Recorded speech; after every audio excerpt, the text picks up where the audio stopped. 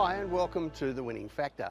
I'm Alan Aitken, and on this show each week I take a look at some upcoming races in Hong Kong and we try to isolate a factor in the race, an element of the race that we might look back on later as having been a path to finding the winner.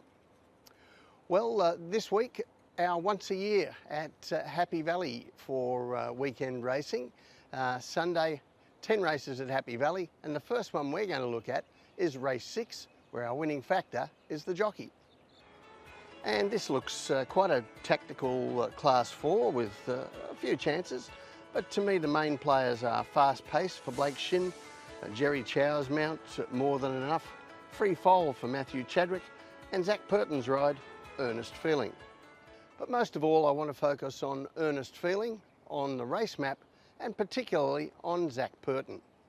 So let's take a look at the first up run this season for Earnest Feeling, and this is race number 80, and this was a similar style of race, a class 4 1650 on October 6, and in yellow and purple colours from gate 8. Earnest Feeling is negative early and drifts back with the strong pace on in the first half of the race. You can see there on the heat map.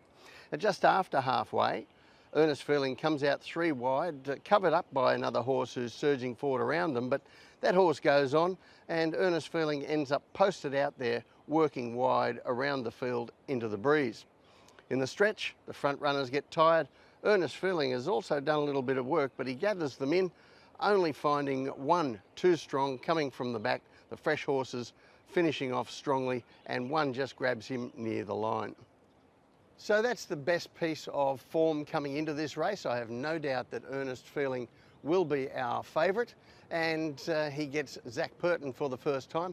Purton doesn't often ride for the Gibson stable, but this will be his first ride for Richard Gibson this season, and it looks a good one.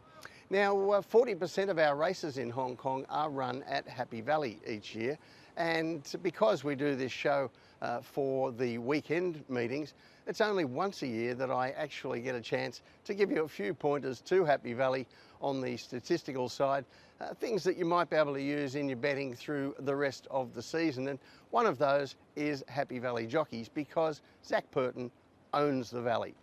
If you take a look at these figures here, I've ranked the jockeys by win percentages so that you can see quite clearly the difference between Purton and his great rival Joe Moreira at the track. Now, this is since 2013 when Moreira arrived in Hong Kong. Purton has a little bit better strike rate than the Brazilian, but a way better return on your dollar if you're backing him. His wins are miles ahead of the expected wins from the market, which is saying something because the expectations on Purton's rides are usually pretty high. And I think Zac will get a quite soft opportunity to show off his navigational skills here. When we take a look at the map, Purton on Earnest Feeling, well, I think he'll be a little bit closer than we saw in that video. That was a fast run race early. It doesn't look to be quite so much pace here, and he has a better draw. I think he'll take a closer position just behind the leaders, and the leaders, well, most likely Fast Pace, Free Foal and More Than Enough. They've all led at different times, but I don't see them setting a particularly fast pace.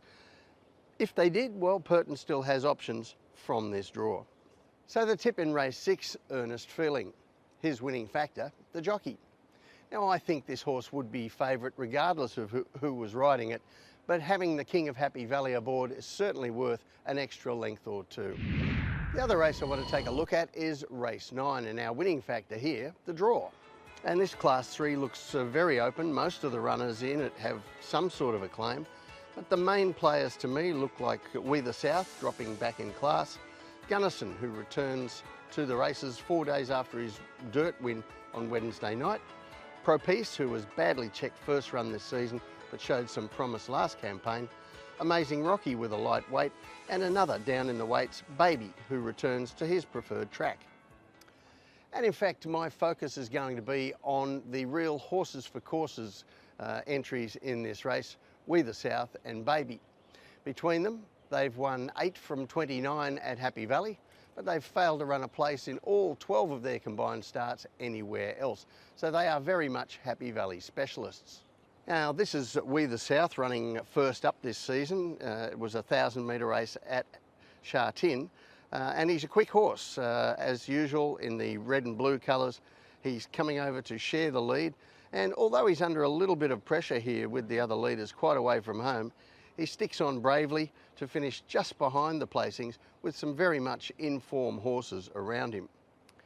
Now, he's since had another start over 1,200 metres on dirt and was a creditable fourth there, but he returns to very much his preferred track, Happy Valley, on Sunday, and so too does Baby. Now, it wasn't easy to find a decent replay of Baby because his last Happy Valley run he was knocked out of the race, and has mostly had a diet of Sha Tin races either side of that, a track where he doesn't perform. But anyway, this is first up this season at Sha Tin, barrier 8 in black and bronze colours with a white cap. He drifts back early and is soon at the rear of the field. Now, the heat map shows here it's not really run to suit finishers, but not much was expected from Baby as a 100 to 1 chance here. He still holds his ground in the sprint down to the line, and it was a serviceable effort considering this isn't his track.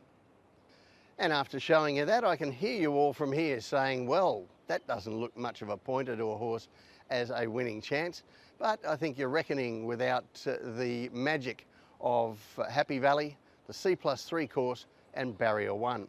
So it's not news Happy Valley is a small turning track and the draw is important, but on this graphic I've laid out 10 years of win percentages for each gate on the 4 different rail positions. A, where the track is normal, and then as it moves out further to the B, C and C+3 positions. And you can see that as the rail goes out, the disadvantage of a wide gate grows. The inside draws are a positive but remain fairly even until you get to the C+3, the widest rail where we are running on Sunday. Then gate 1 is absolutely gold, winning the best part of double the races won by the next best gate. And I can hear you again saying, yes, but everybody already knows that. Tell us something new. So here's a different graphic. And this tells you that gate 1 on the Happy Valley C+3 is almost unique in horse racing. Even though the whole world knows it's a big advantage, the market still hasn't caught up with how much of an advantage it is. And of all the barrier draws, it's still the one greatly outperforming the market, with its wins in those 10 years still 28 wins ahead of the expected level. And gate 1 is where we find Baby drawn on Sunday. And when we take a look at the map, we'll likely find We the South in the lead, being pressured by the very free-running Super Axiom from the outside, and maybe even a few others contributing to the pace in what looks a very competitively run event. Meanwhile, Baby, well, I don't think he'll get as far back as we saw in that video. He's got a much better draw, of course, and it's his style to sit in behind the speed and finish off anyway, so the good pace should help him do his thing. So the tip in race 9, Baby, his winning factor, the draw. I think just returning to Happy Valley would have made him an improver in this race, but getting the Golden Gate 1 and a speed to run at, that looks absolutely made to order. Well, that's it from the winning factor for this week. Enjoy Happy Valley on Sunday. We'll see you next time.